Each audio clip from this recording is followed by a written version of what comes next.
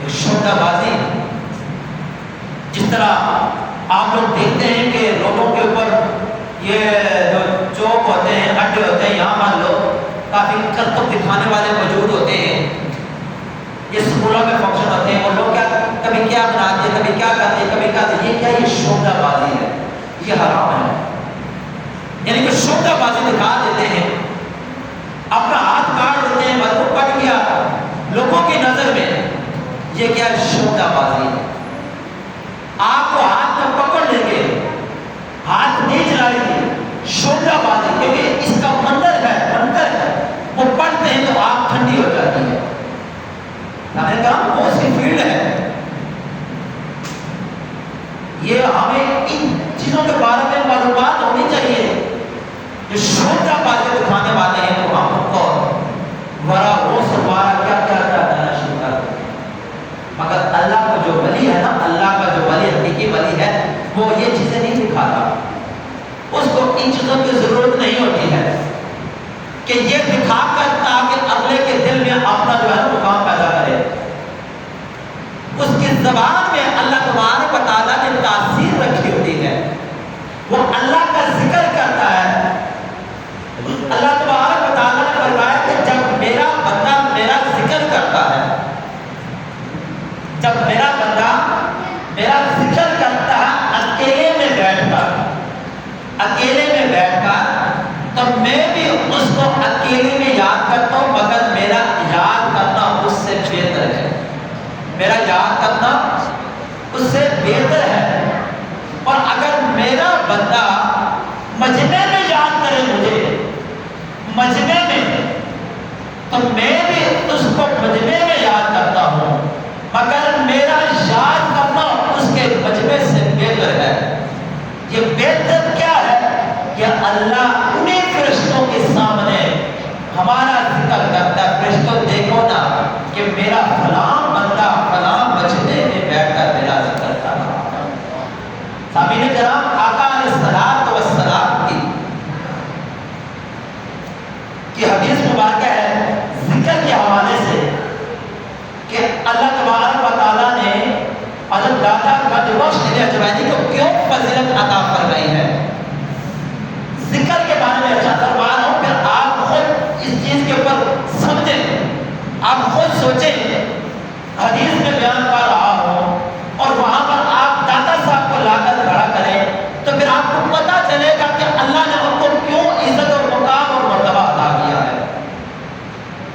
عن ابی سعید خدری رضی اللہ تعالی عنہ ان رسول اللہ صلی اللہ علیہ وسلم سئل، کہ حضرت ابو سعید خدری رضی اللہ تعالی عنہ کریم لجپال نبی علیہ الصلوۃ والسلام سے سوال کرتے ہیں، اور سوال کیا ہے کہ یا رسول اللہ صلی اللہ علیہ وسلم ای العباد افضل درجہ عند یوم القیامۃ، کہ یا رسول اللہ صلی اللہ علیہ وسلم مجھے بتائیے کہ قیامت والے دن اللہ کی بارگاہ میں سب سے زیادہ درجہ کس کا ہوگا۔ قیامت والے دن اللہ کی بارگاہ میں سب سے اونچا درجہ کس کا ہوگا۔ قال آپ علیہ الصلوۃ والسلام نے فرمایا الذاکرون اللہ کثیرا والذاکرات، وہ لوگ ہیں جو کثرت سے اللہ تعالیٰ کا ذکر کرنے والے مرد اور عورتیں ہیں۔ ذاکرون اللہ کثیرا والذاکرات، فرمایا کثرت کے ساتھ اللہ کا ذکر کرنے والے مرد اور عورتیں ہیں۔ میں نے پھر آپ سے پوچھا یا رسول اللہ صلی اللہ علیہ وسلم وَمِنَ الْغَازِ فِي سَبِيلِ اللَّهِ، یا رسول اللہ جو اللہ کے راستے میں جہاد کرتے ہیں کیا یہ ان سے بھی افضل ہے؟ جو اللہ کے راستے میں جہاد کرتے ہیں کیا یہ ان سے بھی افضل ہے؟ قال، فرمایا لَوْ ضَرَبَ بِسَيْفِهِ فِي الْكُفَّارِ وَالْمُشْرِكِينَ حَتَّى يَنْكَسِرُوا وَيَخْتَضِبَ دَمًا لَكَانَ الذَّاكِرُونَ اللَّهَ أَفْضَلُ مِنْهُ دَرَجَةً۔ تو آقا علیہ الصلوۃ والسلام نے فرمایا ہاں، اگر کوئی شخص اپنی تلوار سے کافروں اور مشرکوں کے ساتھ اس طرح لڑے، اپنی تلوار سے کافروں اور مشرکوں کے ساتھ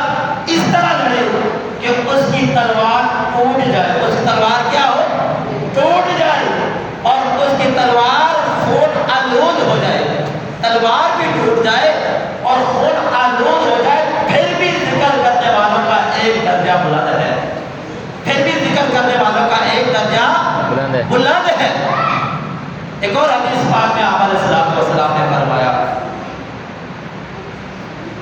کہ حضرت ابو درداء رضی اللہ تعالی عنہ سے روایت ہے کہ حضور علیہ السلام نے فرمایا کیا میں تمہارے اعمال میں سے سب سے اچھا عمل نہ بتاؤں؟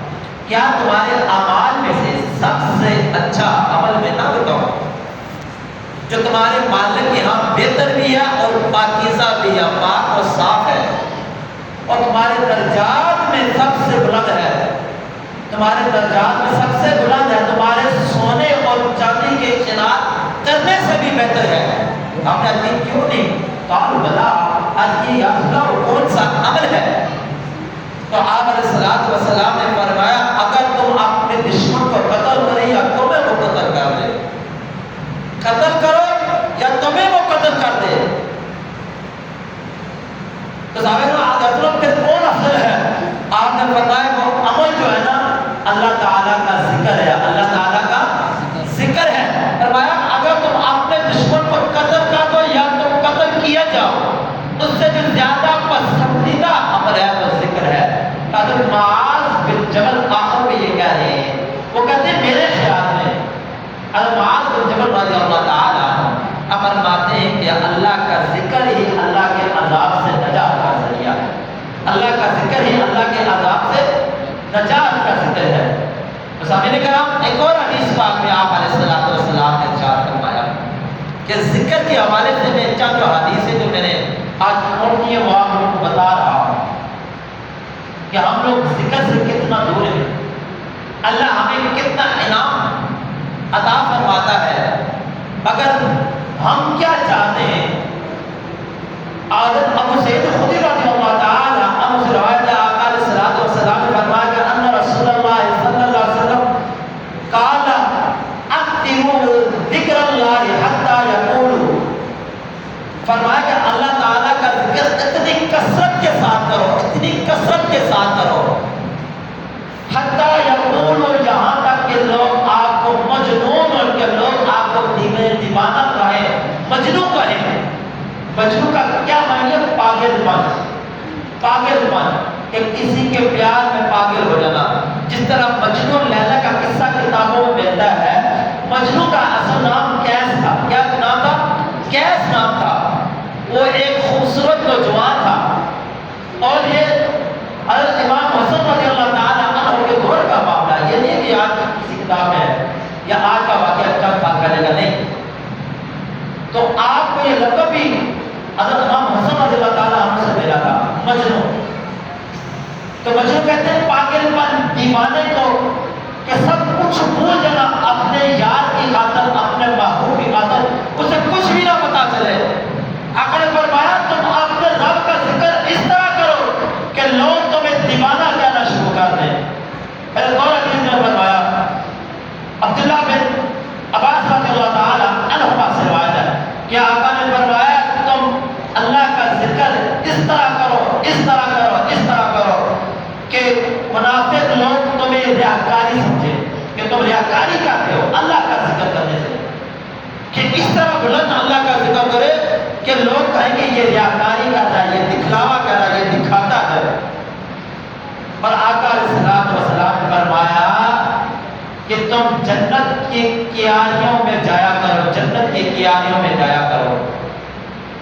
جب تمہارا جنت کی کیاریوں سے گزر ہوا کرے تو وہاں سے کچھ کھا لیا کرو، کچھ کھا لیا کرو۔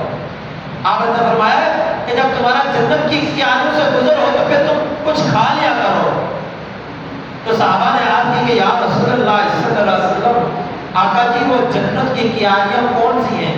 وما ریاض الجنہ، اور جو آپ نے فرمایا کہ ریاض الجنہ ہے، اب جو ریاض الجنہ جگہ کون سی ہے؟ کریم اجپال نبی علیہ السلام کے حجرے سے لے کر وہ جو آپ کا منبر تھا جہاں پر آپ کھڑے ہو کر نماز پڑھا کرتے تھے، اس کے درمیان کو جو حصہ تھا وہ ریاض الجنہ ہے۔ مگر اگر فرمایا کہ جنت کی کیاریوں میں سے جو ریاض الجنہ ہے، جنت کی کیاریوں سے جب تم لوگوں کا گزر ہوا کرو تو پھر تم کیا کیا کرو کہ تم کو کچھ وہاں سے کھا لیا کرو۔ صحابہ نے کہ یا رسول اللہ صلی اللہ علیہ وسلم اگر کہ وہ جنت کی کیاریاں کون سی ہیں، وہ کون ہے؟ آقا نے فرمایا، آقا نے کیا فرمایا وہ جو جنت کی کیاریں نا وہ خلق الذکر، یعنی کہ جنت کو جو کیاریں اللہ تعالیٰ کا ذکر ہے، الہی اللہ تبارک و تعالیٰ کا کیا ہے ذکر ہے۔ اللہ تبارک و تعالیٰ کا جہاں جہاں پر ذکر ہوگا، جہاں جہاں پر ذکر کرنے والے موجود ہیں، سامنے کہ اب آپ ہم سب لوگ یہاں پر بیٹھے ہوئے ہیں، ہم سارے اس وقت اللہ کے ذکر میں موجود ہیں۔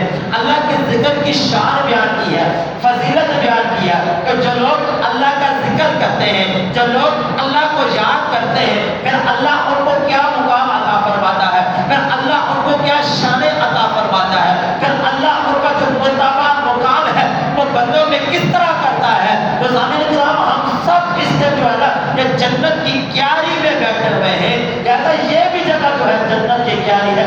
آقا کی حدیث سے پتہ چلتا ہے جہاں جہاں پر اللہ کا ذکر ہوگا، جہاں جہاں پر لوگ بیٹھ کر اللہ تبارک و تعالیٰ کا ذکر کریں گے، دنیا کے کسی کونے میں بھی اگر اللہ تبارک و تعالیٰ کا ذکر کریں گے، وہ جو جگہ ہے وہ جنت کی کیا ہے کیاری ہے، جنت کی کیاری ہے۔ تو سامعین کرام حضور دادا گنج بخش علی گنجواری رحمۃ اللہ تعالی نے اپنی ساری زندگی اللہ کا ذکر کیا۔ جب آپ کے پیر ابو الفضل رحمۃ اللہ تعالی نے جب آپ کو حکم دیا کہ آپ اب غزنی علاقے کو چھوڑ کر لاہور کی سرزمین پہ چلے جائیں، لاہور کی سرزمین پر چلے جائیں، تو آپ نے اپنے مرشد کی کہ مرشد وہاں پر میرا پیر بھائی حسین